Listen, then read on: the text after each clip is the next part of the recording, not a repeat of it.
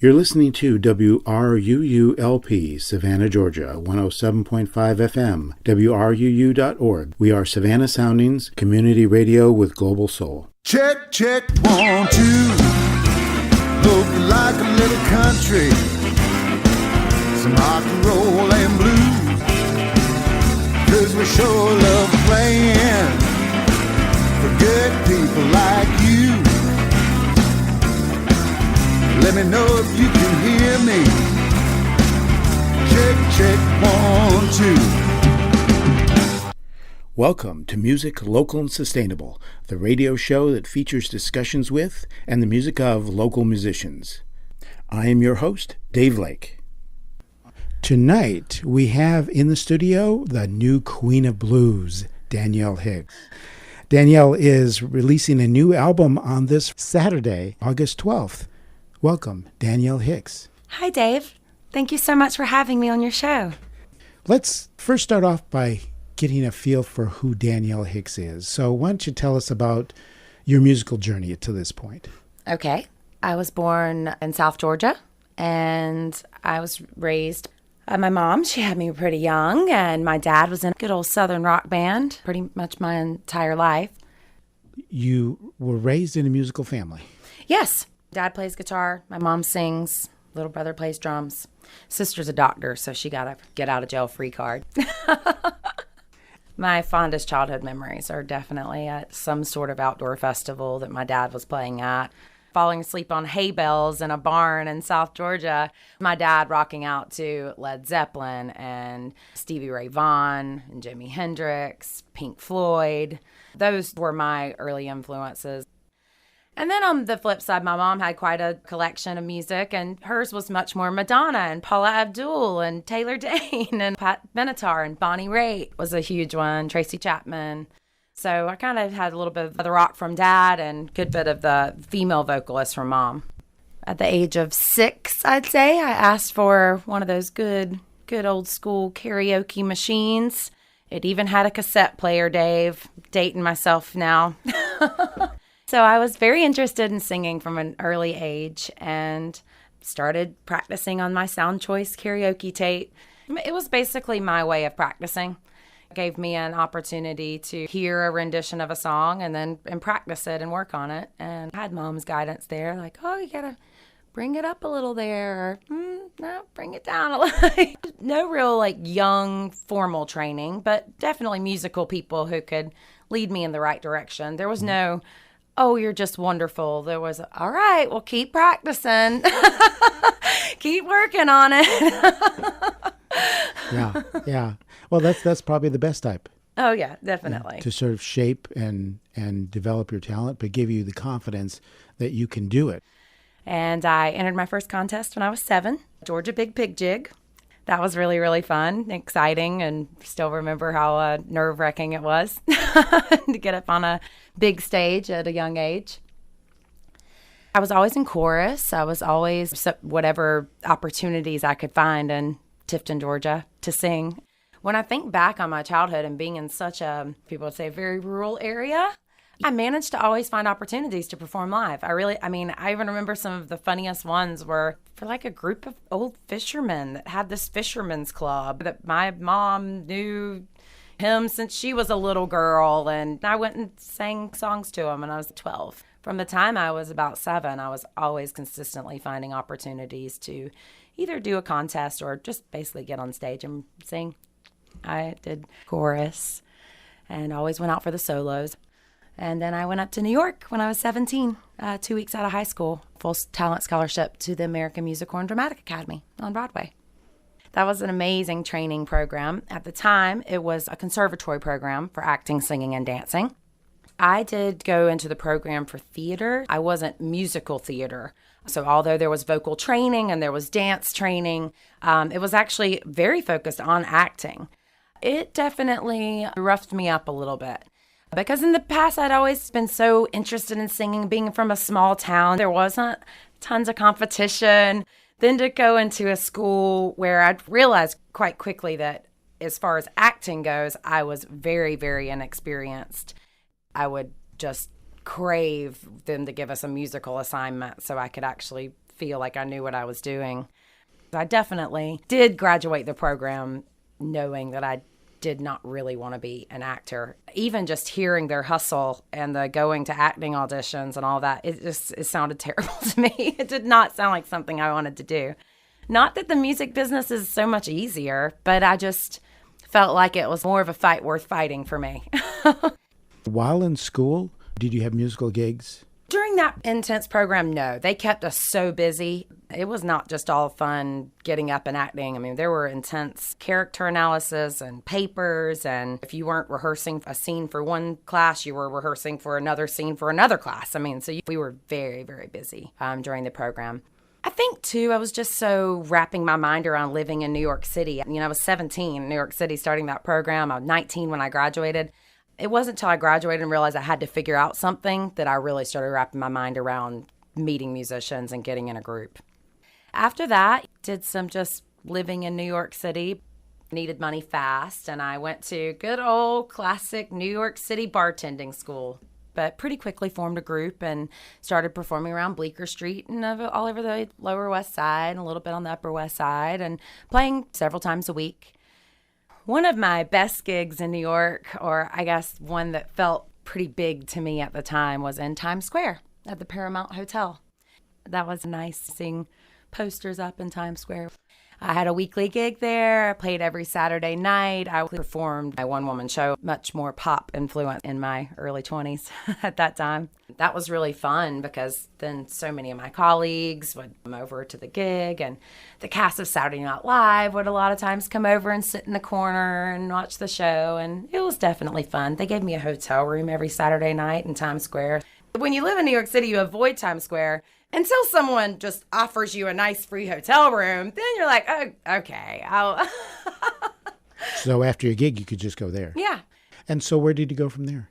I met up with a producer. I recorded some songs. And then I started playing a little bit more on the Lower East Side. I started playing very regularly at a club called Sapphire Lounge and at a few of the bigger clubs in the lower on Bleecker Street that you want to play at when you live in New York. I met up with an amazing guitarist named Gus Fafalios. So Gus introduced me to a really cool circle. I started playing with him and Keith Christopher, who is of the Georgia Satellites, who actually just landed a new bass player gig for Leonard Skinner. And then an amazing drummer named Aaron Kinsley Brooks, who was also at that point the full-time drummer for Moby's Little Death.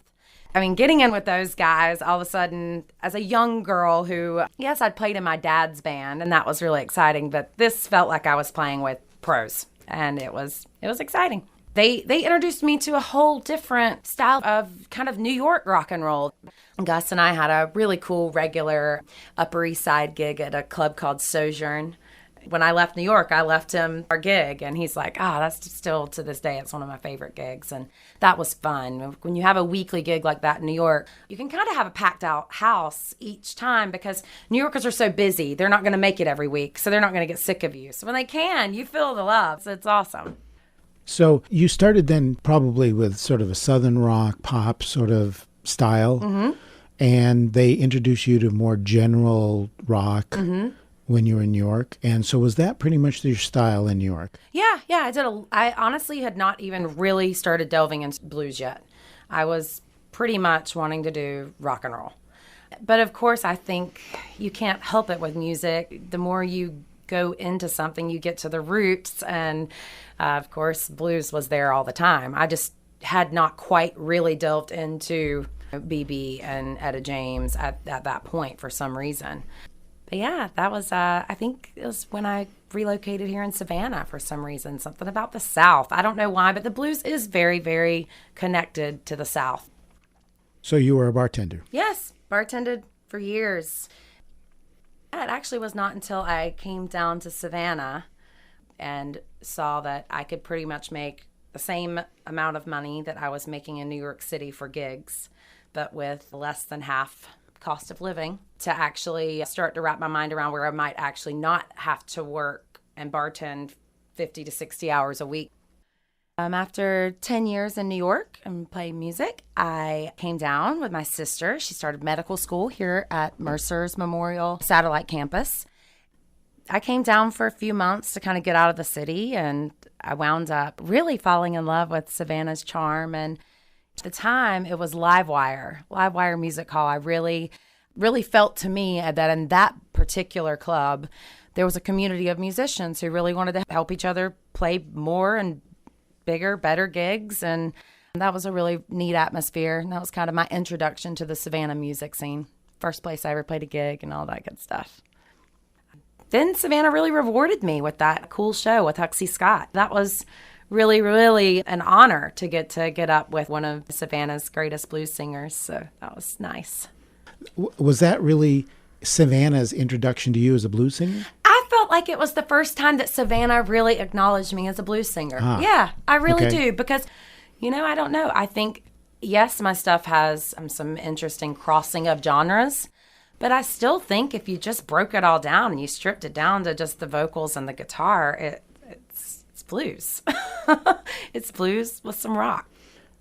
From that show that you did with Huxley Scott, sort of the introduction to Savannah as a blues artist, what song do you think reflects you best at that point? Oh, definitely. My favorite performance of that show was I Can't Make You Love Me.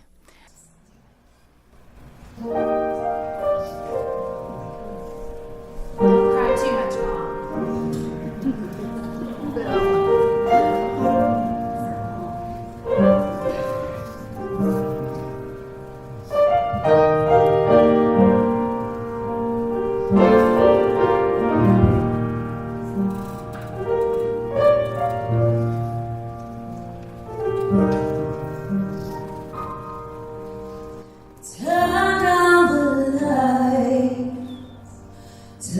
down the bed, turn down these voices inside my head, lay down with me, tell me no lies, just hold me close, don't pay tonight, don't pay tonight.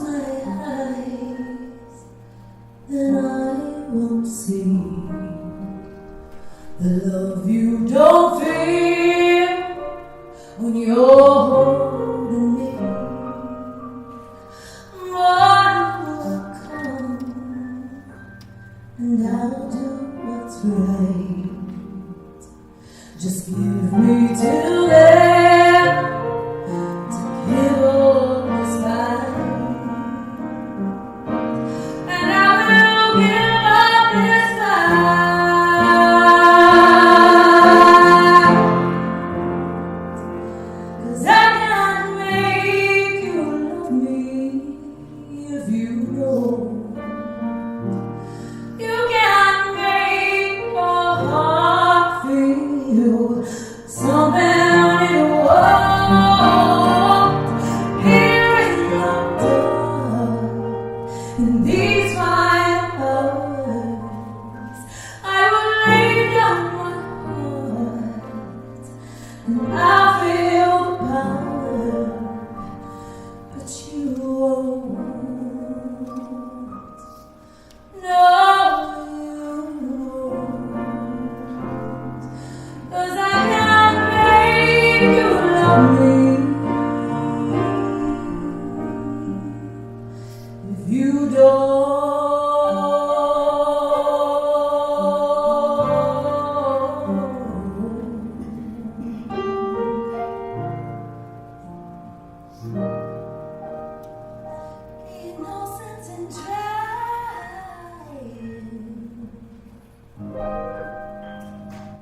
For one, just getting to do that with Jared Hall on piano was just so fun, and he played it beautifully.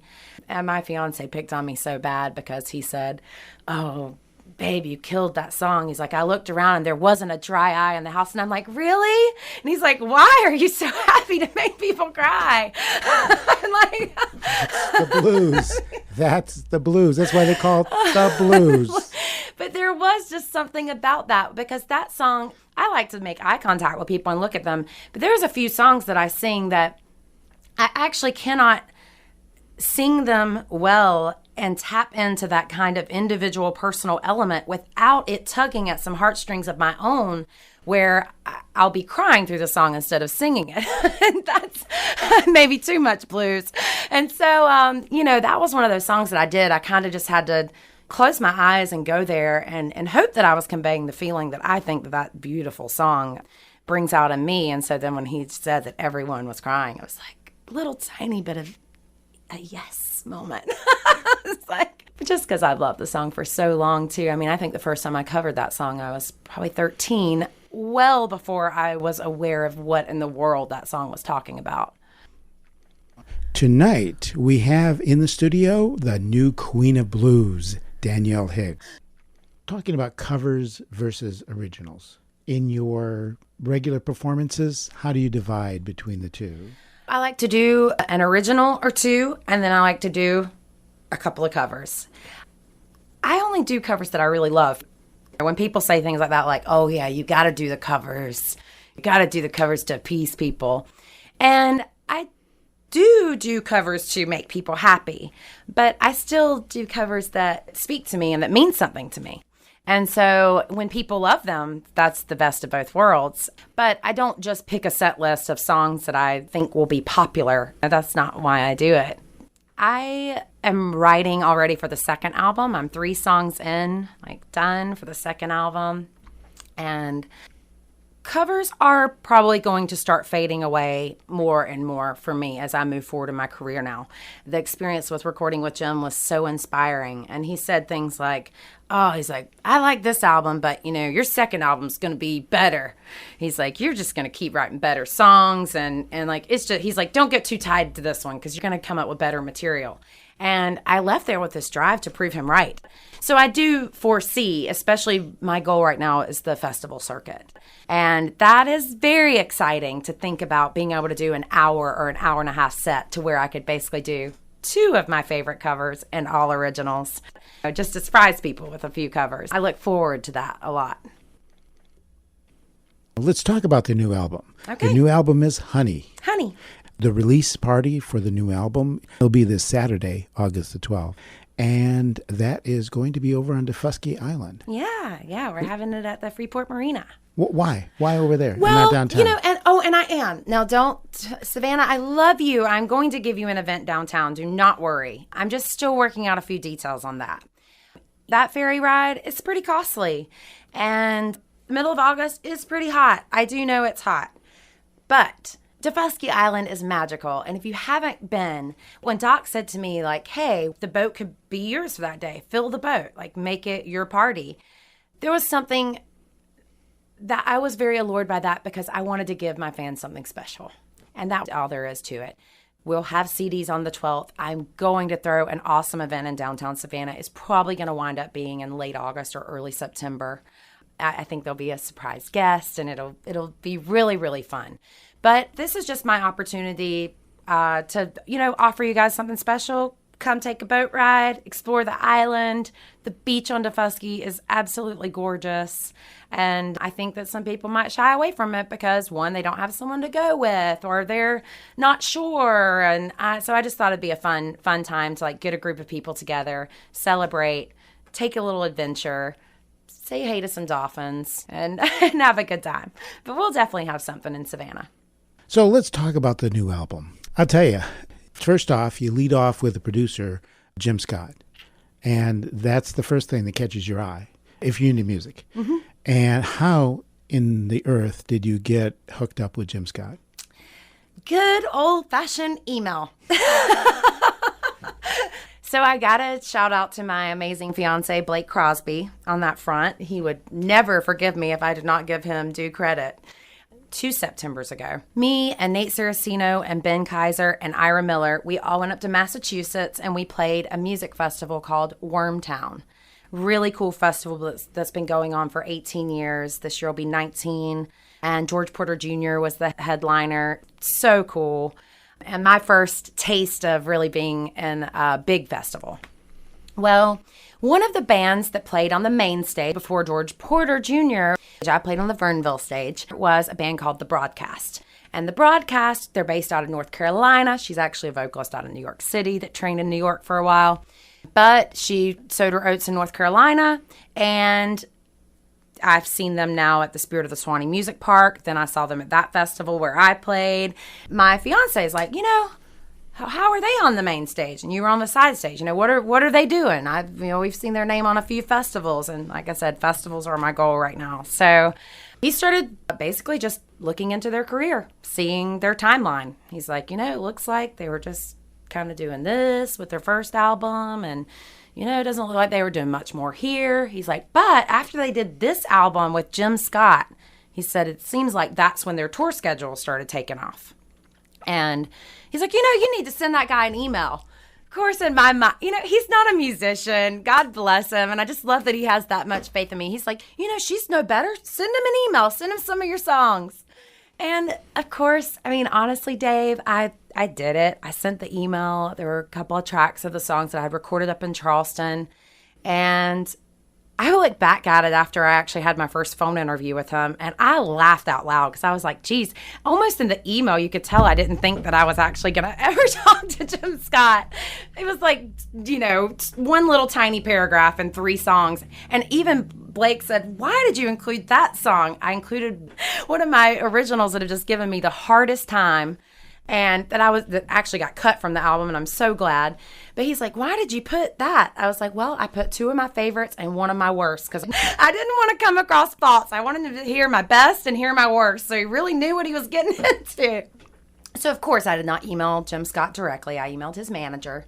And it was about a week and a half, 2 weeks. I heard back from the manager, so I must have made it through the junk folder. And his manager, Gary Waldman, said, Jim's in Canada right now working on this record, but he's going to listen to your stuff and we'll be back in touch. And then like another week from there, I had my first phone interview with Jim. And the coolest thing is, though, that we still never actually really talked about booking, like really booking dates, until we had the conversation that he called the truth of my project. And he said, this is going to be our hardest conversation. He's like, if you can bear with this, it's only going to get better from here. He's like, but this one's going to be the hard one. And there again, I think that was an interview of sorts, because he went through every single song I had sent him on the album, and he basically said, this is a B list for me. I really like this one. I really wish you could send me something a little better to take this one's place. And in my mind, I sent him my album. Like, that's what it was going to be. And he definitely pushed me to get out of my comfort zone. And so some songs made it onto this album that were literally not songs that I had ever performed. They were song ideas that I had written and never performed live at all. It was a whole 6 months from the first phone interview until we actually got in the studio together. He was busy mixing and engineering Sticks right before I got there, which I thought was really, really cool. I have to drop a couple more names. Ben Kaiser, of course. Yes. People who know the local blues scene know Ben Kaiser as a solo guitarist, as a leader of his band, and as part of the Resistance. The other performer on that album, John Ginty. Oh. Unbelievable keyboardist. Oh, my God. John Ginty was not only an unbelievable keyboardist, but just his musicianship. I mean, one of the songs that I told you was one that I barely performed. It was so new. It's called Let It Rain. And I was just struggling with this one line. And he stepped in the vocal booth with me for just a moment. And he was like, sing me that part again. I was like, it's this line. I'm having a problem. And it was like a simple inflection. And he's like, I'll try it like this. And clicked together. And what's that line? I can't give that away. Then you're going to be listening to it like, oh, I hear it. I hear that she was struggling with that. Just between you and me. It was literally the look up to the sky and sing. It's the whole like leader into the chorus. A pretty important line. Yeah.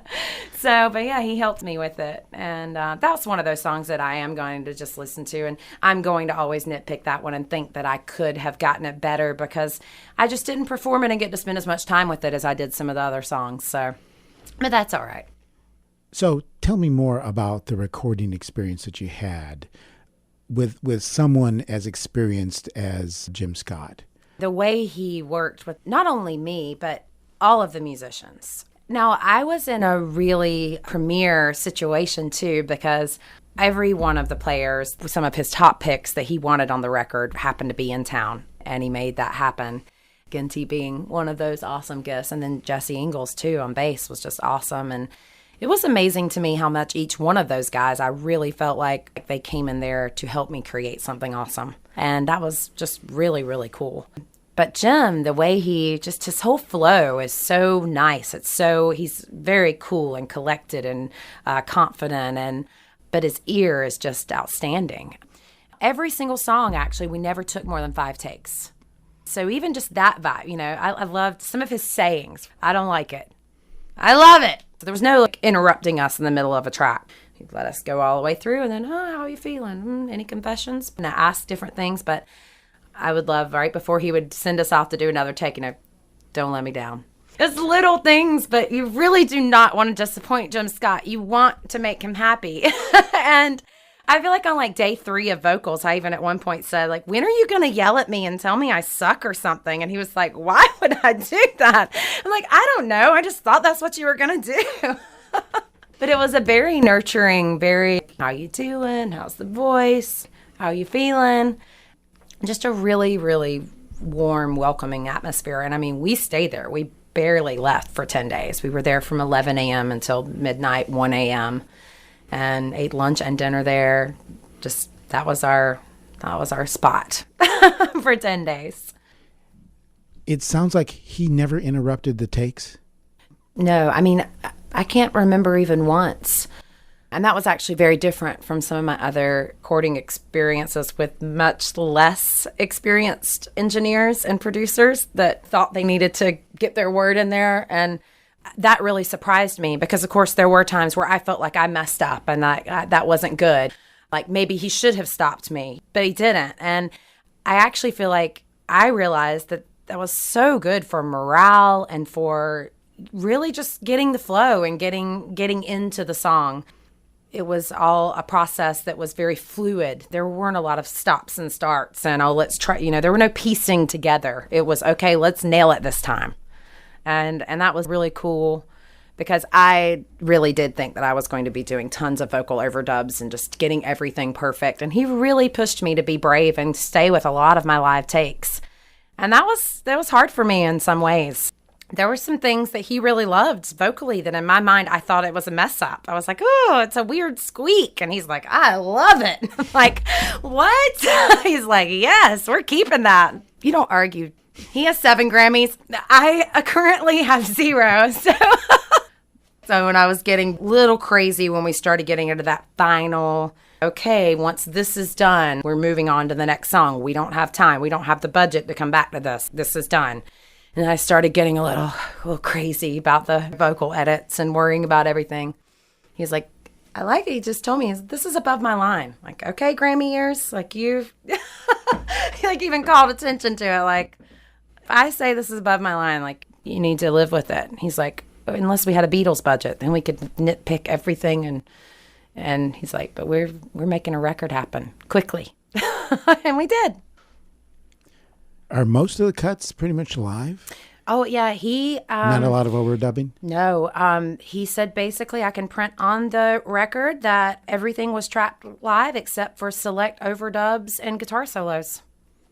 That's it. Yeah. Like I said, that was really hard for me for a few of the songs because I really did in my mind. I feel like even with those live performances and all of a sudden with all these new musicians, Ginty was flying right out to go tour with the Dixie Chicks, right after he recorded with me. And he still stayed there in the studio until midnight and laid extra tracks down on a song that wound up not even making it on the record. I mean, he just still went above and beyond. And that was a kind of a whirlwind. It was, like at the end, I was exhausted. It was pretty exhausting and so much fun. That's really interesting to hear. I've always been impressed with John Ginty's playing, but to hear that he spent that kind of time on, I don't mean this to be demeaning, but on little Danielle Hicks. No, I mean, tell me about it. When this album that they're doing, and then to put that kind of effort in, and that type of creative effort, and that type of supportive effort is really just truly phenomenal. And the coolest thing, though, too, is that there again, I mean, I feel like for me, it was even so elevating because I don't feel like they even looked at me like the way that I probably looked at myself as little Danielle Hicks from Savannah, Georgia. They looked at me as an artist that Jim Scott's interested in working in. So they came in there with their A game. And I mean, and he said, they very rarely tell me no. And honestly, they did not get their top rate of what they should have gotten because they worked with me knowing that I'm an independent artist. So that was even just so elevating, like being there. And I felt like they looked at me differently just because I was there working with Jim Scott. And they seemed to take it seriously and work really hard. You're listening to WRUU-LP, Savannah, Georgia, 107.5 FM, WRUU.org. We are Savannah Soundings, community radio with global soul. If you enjoy our programming on WRUU-LP, please support the station with a donation. As an individual, you can give any amount, become a basic station member, or become a serious fan of the station. To check out membership rates and to donate to the station, go to www.wruu.org/individual and select to donate monthly or subscribe to an annual membership. Again, to donate to the station, go to www.wruu.org/individual and select to donate monthly or subscribe to an annual membership. Thank you for listening to and supporting WRUU-LP. The Savannah Bicycle Campaign has published a free cycling guide and map. The Bike SAV map contains downtown and county-wide maps, tips for safe cycling, and overview of state and local laws relevant to bicycling. The guides are available at local bike stores and other businesses, at City Hall, and online at bicyclecampaign.org/routes. Print copies available by emailing info@bicyclecampaign.org. You're listening to music local and sustainable, and I'm your host, Dave Lake. Tonight, we have in the studio the new Queen of Blues, Danielle Hicks. Danielle is releasing a new album on this Saturday, August 12th. On the album, which is your favorite? Man, let's see here. Yeah, sort of like asking who your favorite relative is. I know. Okay, can I have like 3 favorites? Sure. You can have as many favorites as you want. Okay. Because I'll give you my favorites, but... Oh, yes. Oh, okay. I'm much more interested in that, Dave. Crazily enough, something new. I went in and that was one of my least favorites. To me, it was a throwaway song. It was a filler song. I liked it. Whatever. It was one of the first songs I ever wrote on the guitar, and I'm not a very good guitarist, and so I thought it was okay. But, that one actually, the way those guys transformed it really became something new, and it was, it was just an exciting process, and so the song holds something dear to me because I really had to let go, and it became something awesome.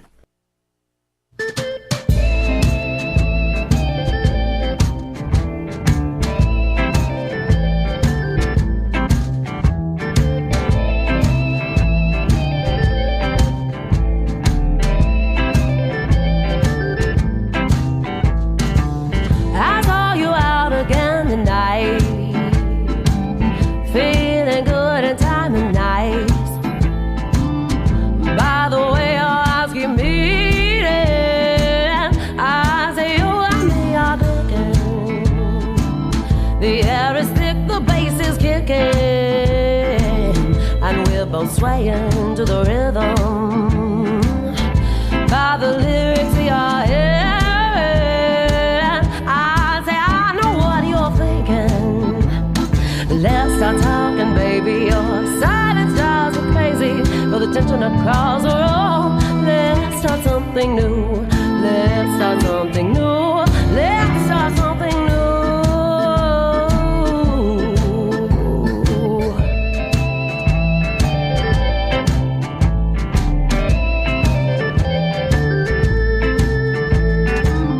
Buy me a drink, let's sit, I'll sip it. We'll talk about our favorite music. You'll make me blush and I'll admit it. The conversation's feeling kismet. Let's start talking, baby. Your silence drives me crazy. For the tension across the road. Let's start something new. Let's start something new. Let's start something new.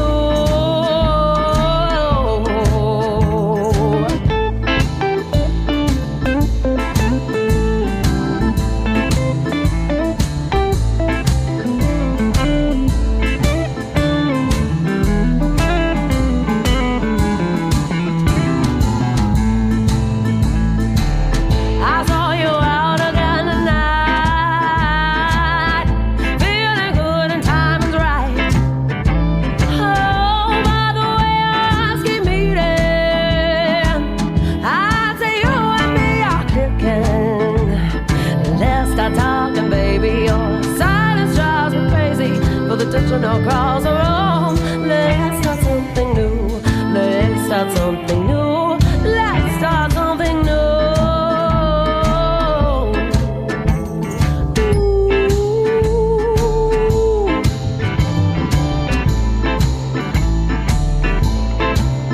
Let's get it started.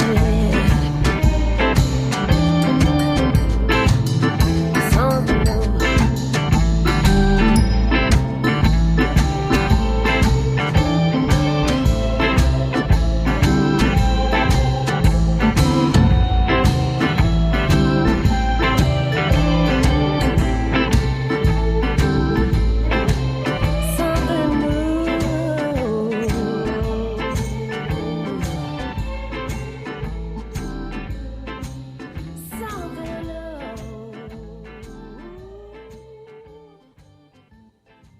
What about that really strikes a chord with you now? Oh, with something new. I mean, it's that excitement of new infatuation, new love, something even just right down to something that catches your eye and Okay. that brings you a moment's joy, you know? So to me, it's definitely about that feeling of looking at the world with the eyes of open possibilities. I also really, really like Hidden Treasure. Hidden Treasure is one of my favorites. Ben's guitar work on that is just extraordinary. That one means a lot to me, for one, because when I first wrote that song, I remember one of my bandmates going, I was single at the time, so one of my bandmates said, "Who'd you write that about?" And I'm like, someone I haven't met yet.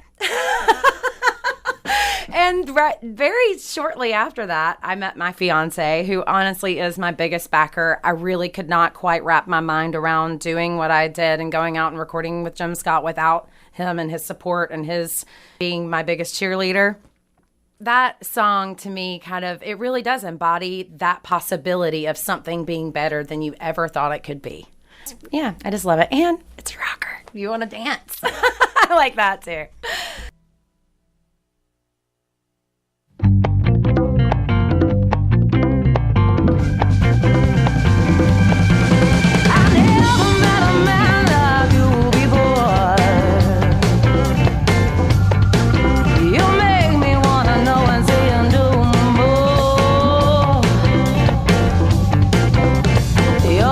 Flowers, I'm your honeybee. I'm drinking up your nectar, make it sweet, honey.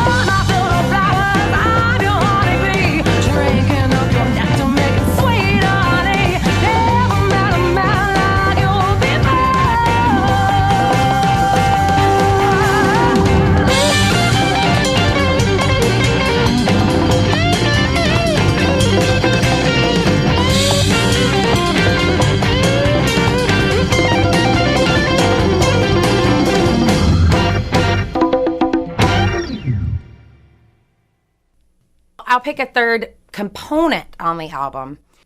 Neil Cassell's slide guitar solo on Wide Open. That is so good. He just killed that slide solo, and I loved watching him do it. It was awesome. So that's definitely another one of my favorite. And Wide Open's one of those too that Jim, like, I sent him some other ideas when he had me can some of the, in my opinion, the real songs that were going on the album. And he picked Wide Open out of just some old ideas. I was pretty surprised.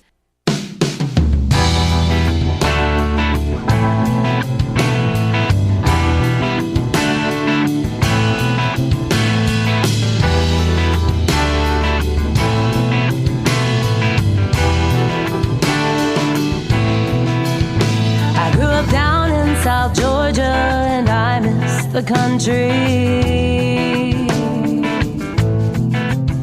I left home at 16 to chase dreams in the city. Experiences I've had plenty. I've been here for 7 years, and I've shed my tears.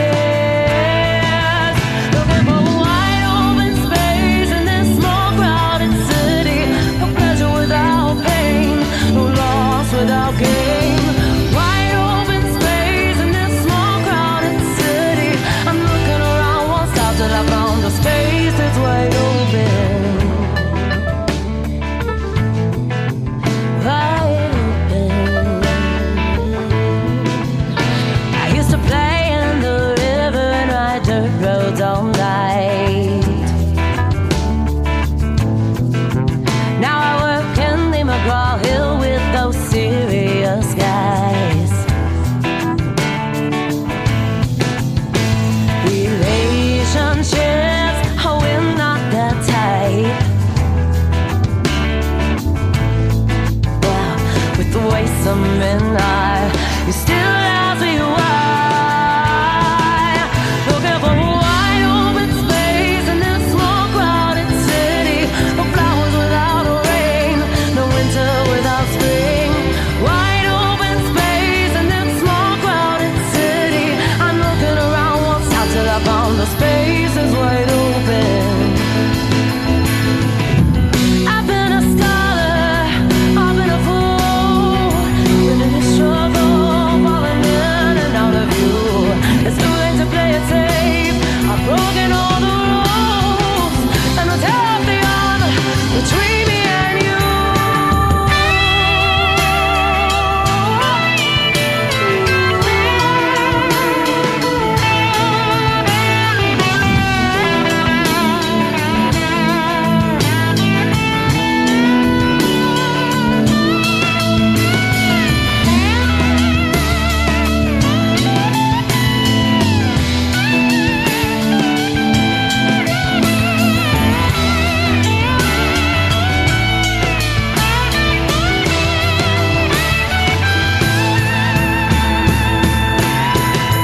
Looking for a wide open space in this small crowded city. No pleasure without pain, no loss without gain. A wide open space in this small crowded city. No winter without spring. Looking for a wide open space in this small crowded city. No flowers without rain.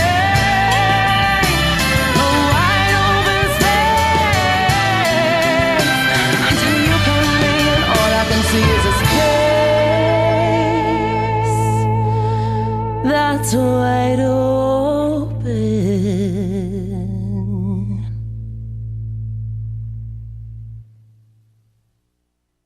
Wide Open sounds awfully autobiographical. Oh, yeah. I mean, it is. It is very much.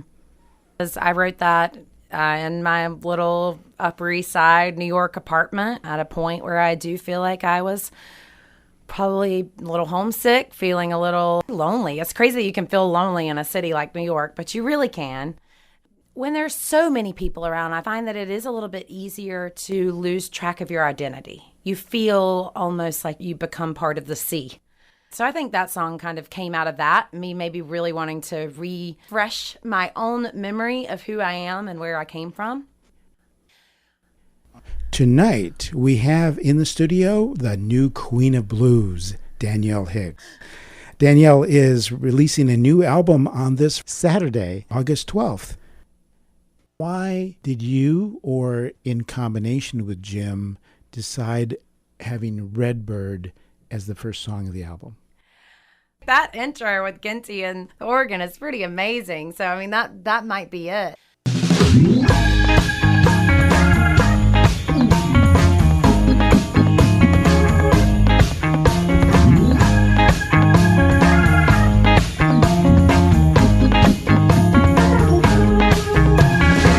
Look out the window, what do I see? A redbird sitting on a tupelo tree. For just a moment he looks back at me. I just wanna listen to the redbird sing. I just wanna listen to the redbird sing. I was out the door, I followed him through the leaves, up and down the river, off toward the southeast.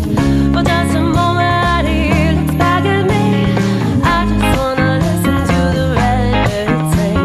I just wanna listen to the redbird sing. Lost to be found, blind because I see. Guided by his song, he is free, free, free. Well, I just wanna listen to the redbird sing. I just wanna listen to the redbird sing.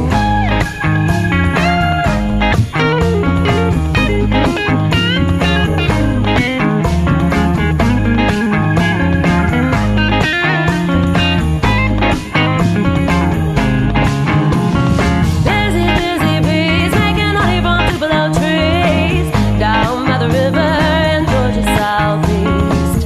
For just a moment he looks back at me. I just wanna listen to the redbird sing. I just wanna listen to the redbird sing. Lost to be found, blind because I see. Guided by his song, he is free, free, free. I just wanna listen to the redbird sing. I just wanna listen to the redbird sing.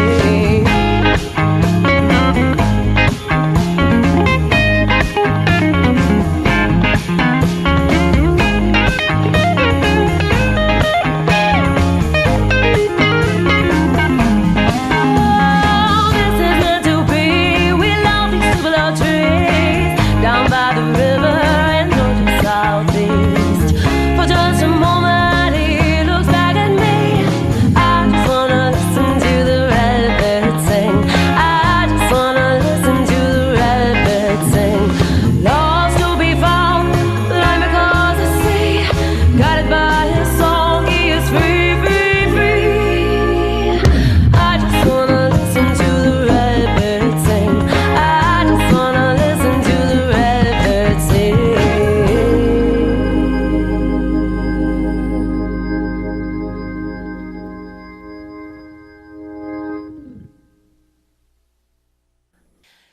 I don't know, I have to admit, because you could imagine working with someone like Jim is not exactly cheap. So we did this record really fast. I mean, the entire thing was tracked, mixed in 10 days. So at that point where it was down to the time of coming up with order, that order was Jim's first try at the order. And Jim said he was going to make some tweaks, but then he's like, I don't know, I really like it. I switched 2 songs, and that was after listening to it going all through the Mojave Desert for like 3 days straight.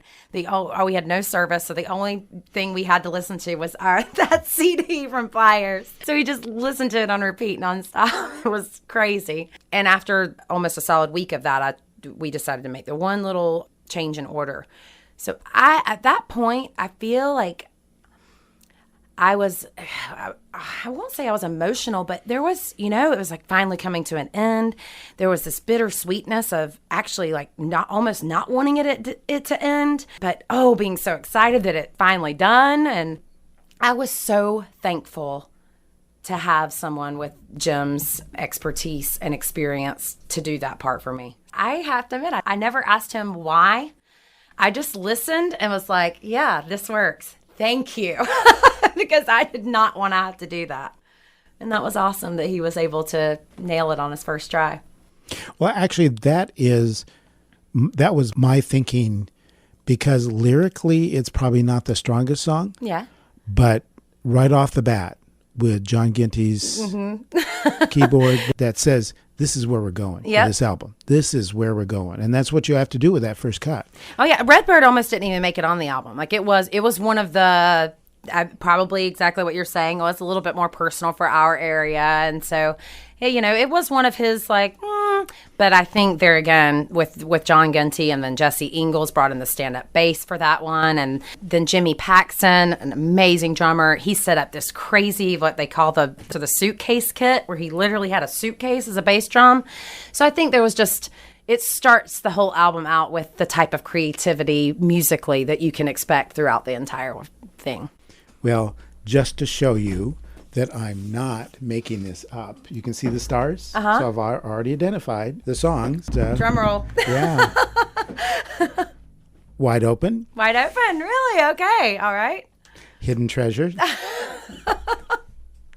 And the other one is a split between Walking and Life is Sweeter. But you'll notice that 2 of yours are 2 of mine as well. So there's some agreement going on. Yes, there is. There is. We're in agreement. Yeah.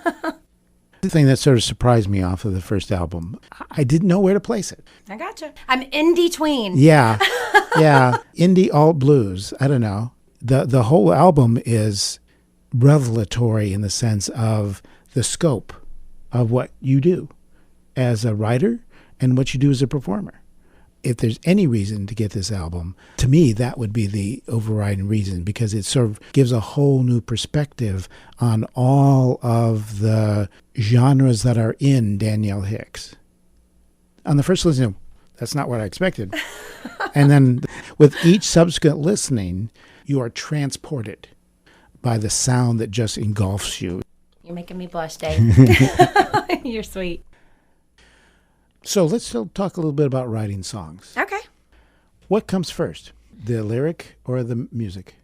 I go both ways. Oh, man, when something works really, really well, when they come together.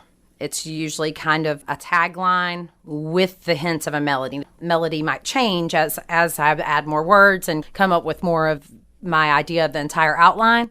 Yeah, when it feels really, really good and really right, they kind of come together. I keep notebooks. I have boxes of notebooks. So, of course, I write down anything, especially pieces of conversation, pieces of things that I read. I love podcasts. I will sometimes just sit down and listen to one of my favorite podcasts with a notebook and just jot down anything that sticks out to me. It might be one word. It might be a little phrase. So sometimes I will sit down with that and try to brainstorm to come up with a new hook. One of the most recent songs I wrote it about my grandmother, but there again, the hook kind of came along with a melody, but it doesn't always happen that way. I'll say that. You want me to sing a little bit of one of my new ones? Sure. So this one I'm pretty proud of. This is the first song that came to me since Pliers. Of course, I left Pliers and thought I was just going to go into the desert and write my entire second album, but it didn't work out that way. Blake and I garden, and we garden where his amazing grandparents have a garden. We garden a section of their land. And his grandmother is just this wonderful, wonderful woman that everyone calls Mima. And then I was raised by my great-grandmother. She really took us to school and cooked for us and all that. And she always had a garden, too. So this one kind of got inspired by grandmas and gardening. In particularly 2 amazing grandmothers, Mima and my great-grandmother, Elizabeth Taylor. And so... Not the Elizabeth Taylor, but my great-grandmother was always sure to say that she came first. But so this song was kind of lucky that I feel like because we were in the thick of the garden this summer, and then the hook of do it good, do it better came to me. And then I kind of started thinking about grandmas and gardening, and that kind of do it good, do it better almost sounded like something that a grandmother or that a wise person would tell you. And in my mind, Mima and great grandma came up. So here's a little piece from Do It Good, Do It Better. My grandma's a southern lady. She was picking her garden today. Said she never felt old till she hit 80, but she don't waste time complaining. Says do it good, do it better, down to the letter. You don't get nothing for free. If you do it good, do it better, down to the letter. Life will be as it should be. Yeah, the sauce for the goose is good for the gander. Another one of grandma's sayings is the goose and the gander need a lot of candle. They won't make much of a team. Now do it good, do it better, down to the letter. You don't get nothing for free. If you do it good, do it better, down to the letter. Life will be as it should be. Oh, life will be as it should be. Yeah, life will be as it should be. Very good. Very So that's good. a little piece of a new one. I want the second album to have a little bit more cohesiveness. So really kind of going with more of a particular style, not being quite so cross-genre. The album is Honey, Honey? and there's no song Honey on the album. Nope. You might pick up on a theme about honeybees. So Yeah. there are some mentions. And Jim definitely helped me with the title, too. I wanted to call it Hidden Treasure. I kind of thought, hey, I'm kind of a new artist. I'm kind of hidden. But yeah, right away, Jim's like, there's way too many albums named that. And I was like, oh, I had no idea. He said, yeah, way too many. Well, this is hilarious. But he kept hearing me talk about Savannah Bee. And so then he was like, you know what? I think you should name the album Savannah Bee. I think one day after that, he was just like, what about Honey? And then he's like, only done once before, back in, I think, the late 1970s by the Ohio Players. Like, it's been long enough. Yeah, it stuck. And I really love it, too. So, Honey, the release party is this Saturday, August the 12th. And it is going to be out at Defusky Island, but Danielle has promised Savannah that there'll be future events here in downtown Savannah. Absolutely. Got to Cool. keep my good old Savannah crew happy. Exactly. So tonight we have had Danielle Hicks here in the studio, and it's been so wonderful to have you here. I've really enjoyed it. Thank you, Dave. It's been so much fun, and I'm really, really honored that you've had me on the show. Thank you. Hope you guys will check out Honey. This has been another edition of Music Local and Sustainable, and I've been your host, Dave Lake. Save this time for another show next week. Well, I know we ain't headed for the Hall of Fame. Gonna give it what we got, man, that ain't no shame. Let me know if you can hear me. Check, check, 1, 2. Let me know if you can hear me. Check, check, 1,